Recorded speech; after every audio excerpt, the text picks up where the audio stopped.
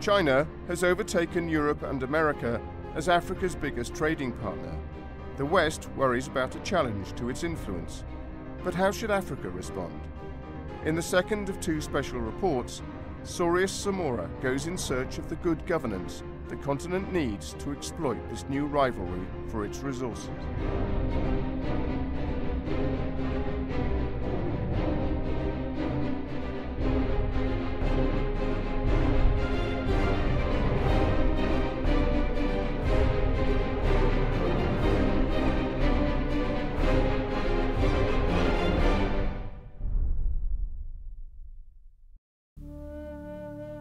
Divide and rule.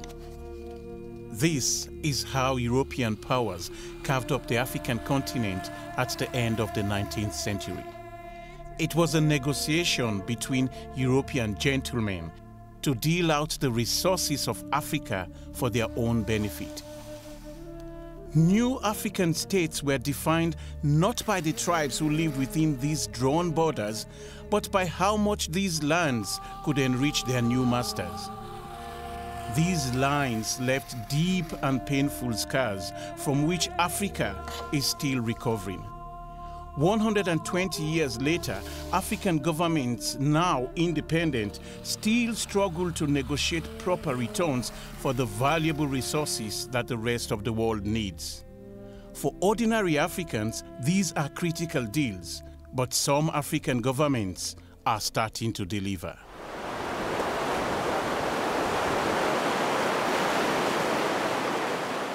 These ruins are all that remain of the old colonial seaport here in Accra, the capital of Ghana.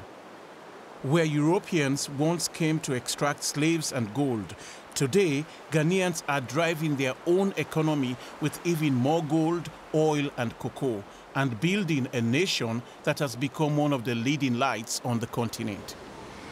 Ghana has always been at the forefront of history in Africa, the first country to start trading with the West, the first country in sub-Saharan Africa to win the battle for independence. Today, it looks like it's also winning the battle for good governance. This country is being hailed as a success story in Africa. But what does that mean? I'm here to find out. Today, it is not the European powers making business headlines in Ghana. It's the Chinese. China's trade with Ghana is now greater than the US. In 2012, the Ghanaian government signed a total of $13 billion in infrastructure deals with China, representing 33% of Ghana's GDP. But the Chinese are not finding it quite as easy as their European predecessors once did.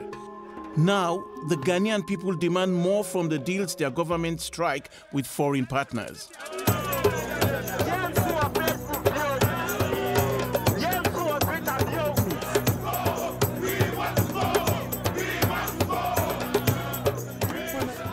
Ghana is one of Africa's most successful democracies, and the government is under close scrutiny from its own people. This protest at the beginning of July was organized by a 26-year-old lawyer, Nana Akwesi, in response to a deepening economic crisis that has gripped the nation since the beginning of the year. This is Ghana's democracy in action. It was a clarion call to all Ghanaians all over the country, outside the country as well, to join us in demanding responsible governance and accountable governance. The 1992 Constitution includes freedom of expression, freedom of association, and freedom of the media. We are guaranteed of that constitutional right to embark on such protest, to send a message to government that your people, our people, the Ghanaian people are suffering. Responsible governance. This young lawyer has formed a new civil society group called Concerned Ghanaians for Responsible Government. They believe the government is failing to get the best deals for its people. We have a relationship with the West, which we tend to say is unequal, it's uneven, we've been cheated. And we've maintained that relationship. And now we are developing relationships with the East, basically along the same lines. I mean, I think it's time for us to define our own interests properly. We have all the natural resources and we have all the, other things that most of them need to develop their own economies. But what we haven't yet been able to negotiate for is the benefits that come with those kinds of relationships. We go contracting loans, the interest of which drown us. We have debts that we have not been able to pay and we may never be able to pay. The contracts that we enter with the countries that should be our development partners, we end up getting the wrong end of the stick, if you want to call it that. China's increasing influence brings into focus the ability of African governments to negotiate better deals in a new and competitive environment. And here in Ghana, that's brought pressure from civil society and opposition parties, which has forced the government to reconsider some of the agreements with the Chinese. A $3 billion oil for loan agreement has been capped at $1.5 billion. Considered a victory for opposition opinion in Ghana, what this represents to me is a robust and healthy democracy with a government that responds to its people. Kofi Bentil was at the protest in July and is vice president of one of the country's leading think tanks, Imani Ghana. I can say with a lot of confidence that our governance is better because civil society is listened to in Ghana. Our governance is better because civil society makes its voice known forcefully enough, and governments are learning that there is a consequence for ignoring civil society. And that is what has led us to the present position. Is I have to give credit that our governments right now allow a lot of freedom of expression, and that has given a base for civil society groups like myself and people like me to be able to speak freely and not be afraid that there will be repercussions. But again, we have had to fight to get this, and people really faced the barrel of a military dictator. Okay, stared him in the face and said, we want democracy, and we Ghanaians really treasure that right. So this strong democracy didn't come about by accident. It is the result of a particular struggle. The great happiness that came with independence in 1957 was short-lived. In less than a decade, a coup driven by one of the country's tribes brought Ghana into a period of political turmoil that lasted until 1992, when the country returned to constitutional rule. This victory for democracy was down to people like this man, Kweku Baku. He was on the front line of the battle for good government in Ghana. But he fought not with a gun, but with a printing press and a bunch of dedicated journalists. He was imprisoned many times, spending over 2 years in jail for his principles. He took a hell of a battle. Had a lot of problems in terms of the legislative instruments that were used to suppress the media left, right, center, journalists going to prison left, right, center. So it was a hectic time. But as I said, there was a collective will too of Ghanaians to fight to restore constitutional normalcy. So clearly the media has played a very significant role in terms of good governance and development in this country.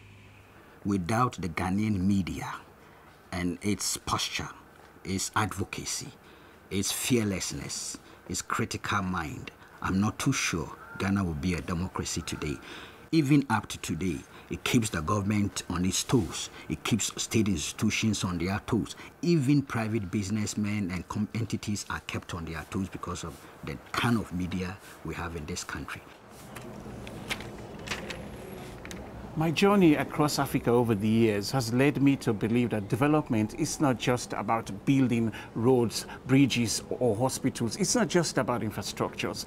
It's about the values of our societies. It's about accountability, transparency, and the honesty of our governments. What this country, Ghana, has done is that it's allowed the press to operate freely, civil society to thrive, and when you allow things like this to operate, good governance does come out of it. And for me, this gives me confidence that Ghana is on the right track.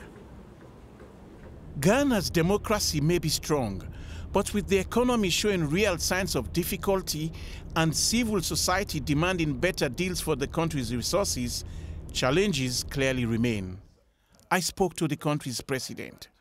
Mr. President, you have a lot of people who are saying they are worried, they have concerns, they are demonstrating here and there, and they're saying that they are concerned that the country might slip back to those dark days. What are you going to do to make sure that this country doesn't go down that road? I think that Ghana's democracy is entrenched, and I believe that our society has the kinds of institutions and also has the kinds of pressure valves that allow people to vent. And that is part of the strength of democracy, that if people feel strongly about something, they're able to demonstrate. The fact that people are demonstrating does not mean that society is going back. We've had to take tough measures to adjust the economy in order to bring down the deficit and bring down inflation. I've explained that the alternatives to taking those strong measures would have been worse if we did nothing, because then we could suffer an economic meltdown, and that would create even more suffering and hardship for workers. Don't you think that Africa's problem, the fact that we always allow outsiders to come and take the raw material and add value for us, has been part of Africa's problem? Is Ghana doing anything to start looking within and adding values on their own natural resources? Indeed, that was the theme of my last State of the Nation address. I said that it was time for us to transform the structure of the economy.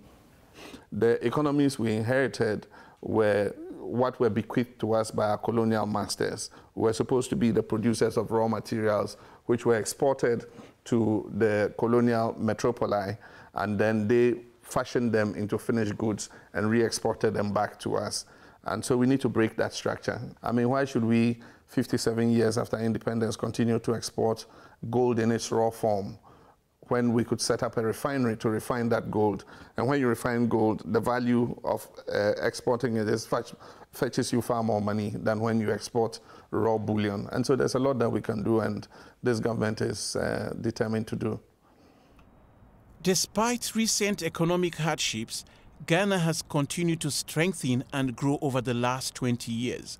The prize is contained in the stories of people like Felicia, a young woman from a single-parent family who grew up without enough to eat, who now owns her own home. So I grew up with my mom, who was very hardworking, and she started selling second-hand clothes.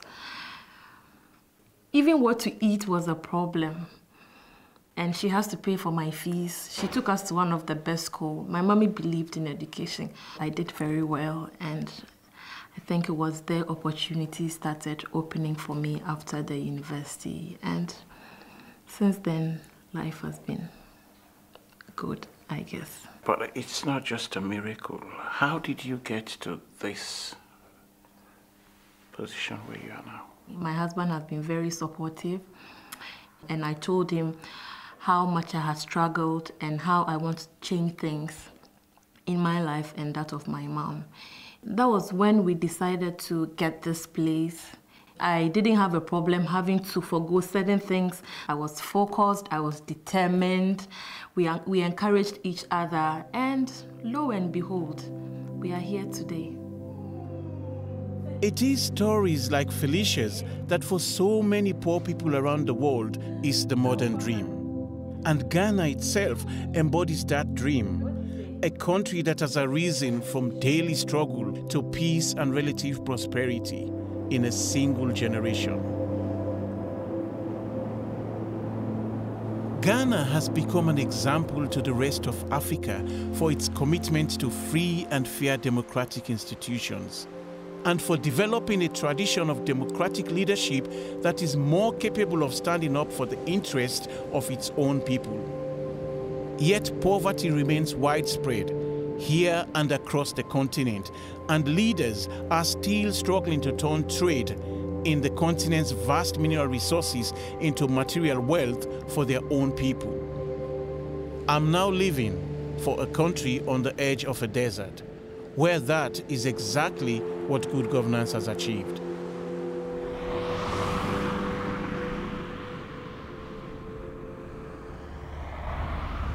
I've always wanted to come to Botswana. For me, this country stands out from the rest of the continent.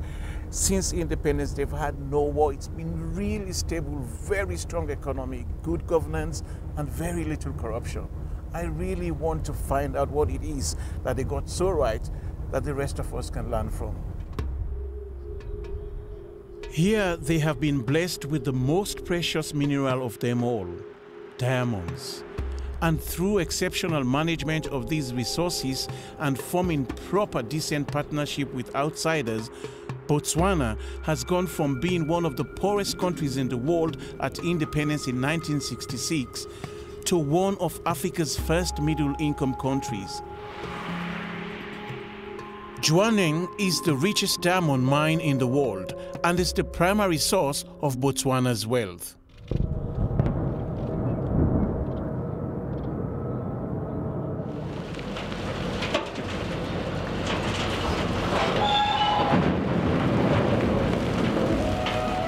Diamonds in Botswana were discovered 1 year after independence in 1967 by geologists from De Beers, the South African diamond mining giant. Over a 6-year period, the government negotiated a fantastic deal. De Beers paid around 70% of the value of each diamond they found to the government of Botswana, and that money was spent wisely. The partnership became Debswana, and Balisi Bonyongo is the managing director. The forefathers came up with this partnership that has literally stood the test of time.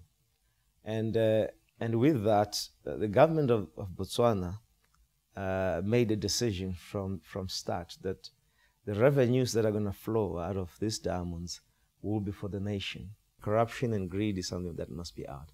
And having read and studied a lot about Africa, it looks like it's about my pocket first. We can't continue lining our pockets while our malnourished kids continue to suffer, yet the resources are on the ground. This country is a prime example of selflessness at the top, and therefore it makes all of us become followers of such pioneering leadership. It is good news from Africa, but it makes me sad too. My own country, Sierra Leone, is also blessed with diamonds, but greed and corruption drove us into an 11-year civil war. My people remain some of the poorest in the world. It is a fate that has befallen millions in resource-rich countries across the continent. In Botswana, they are not only striking good deals for mining revenues. Since 2006, the government negotiated an agreement for De Beers to bring all processing of Botswana's diamonds from London. So the country now benefits not only by selling its raw materials, but by producing finished goods. This is it, Botswana's blessing. These are the precious stones that have paved the way for this country from being one of the poorest to one of the strongest economies on the continent.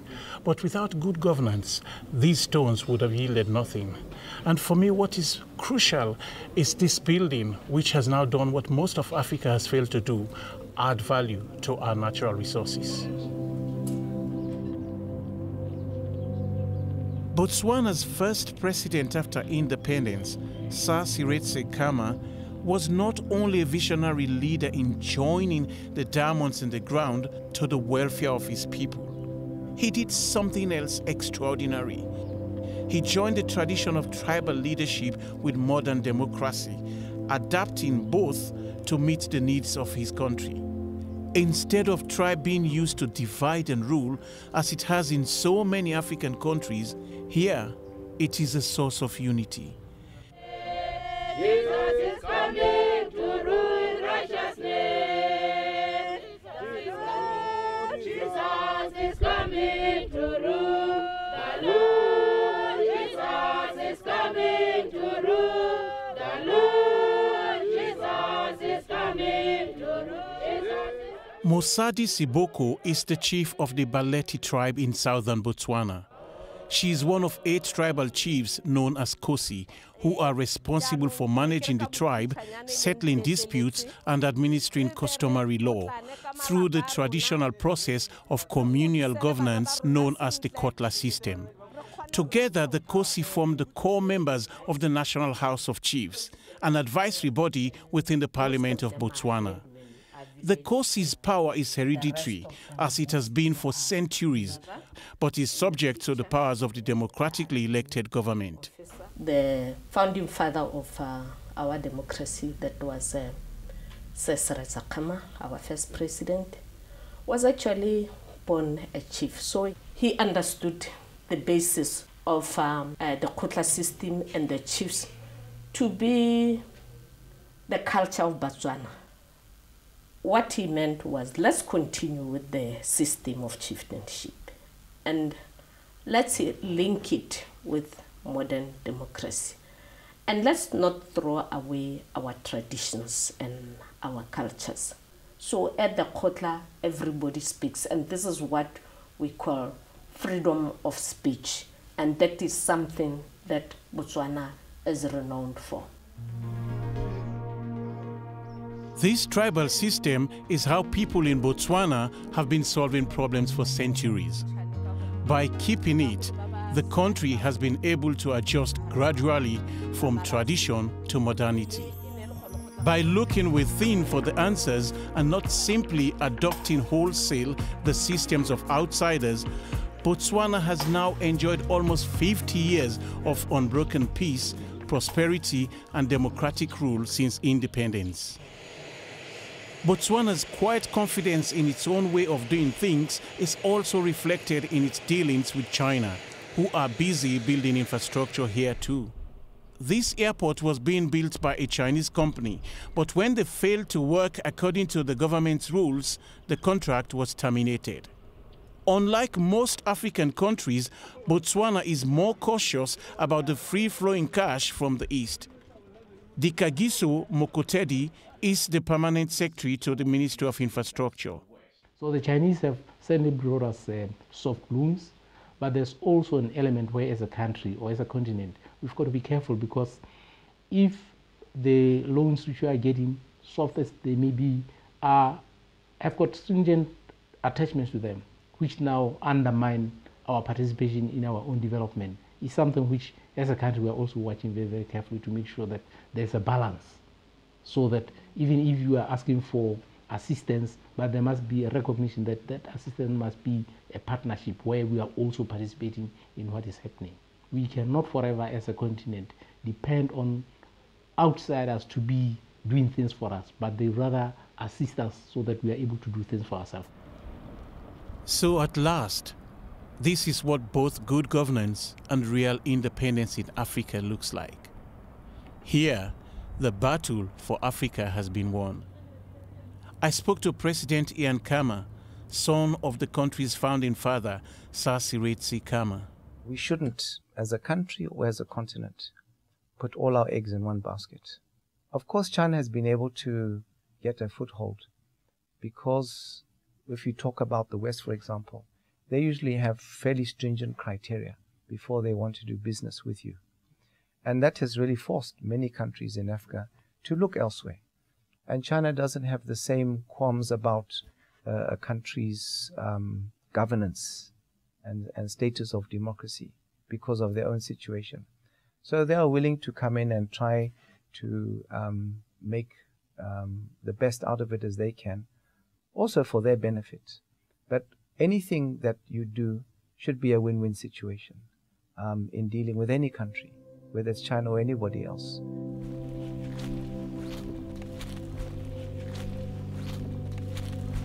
What's independence given Africa? Pride, maybe, but what happened to our dreams?